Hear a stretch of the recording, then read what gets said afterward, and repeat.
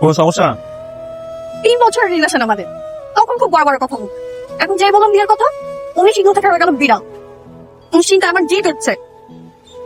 Plan কি? জানি না। আচ্ছা, শীতের দিন গরম চা খান, মাথা ঠান্ডা হবে। 3-4 মাস আগেও সব ঠিক ছিল। যে আমার ভার্সিটি শেষ হলো, অমনিও এমন করা শুরু করলো। চিটাগাংয়ের ছেলেগুলোই আসলে খারাপ। আপনি আমার গালি দিচ্ছেন কেন? মানে আমিও তো চিটাগাংয়ের ছেলে। চিটাগাংয়ের ছেলেদেরকে খারাপ বলে আমারও গায়ে লাগে। সরি, আসলে মাথা ঠিক নেই। আচ্ছা, ও আমার সাথে এটা কেন করলো? মানুষ তো বিপদে পড়লে বন্ধুর জন্য এর থেকে বেশি করে। আর এই স্টুপিটার জন্য আমি বাসা থেকে এত ঝামেলা করে বের হলাম।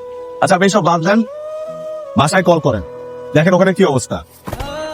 আপনি কই রে? সে কখন থেকে ফোন দিচ্ছে, ফোন রিসিভ করিস না কেন? চুপ কর তো। আমার ইচ্ছা করে তাই ফোন ধরে নাই। বাসার কি অবস্থা বল। বাবা খুব রেগে আছে।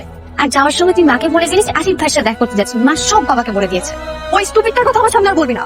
ওর জন্য এত ঝামেলা করে আমি চিটাগাং আসলাম, আর ও আমাকে একা ফেলে চলে গেছে।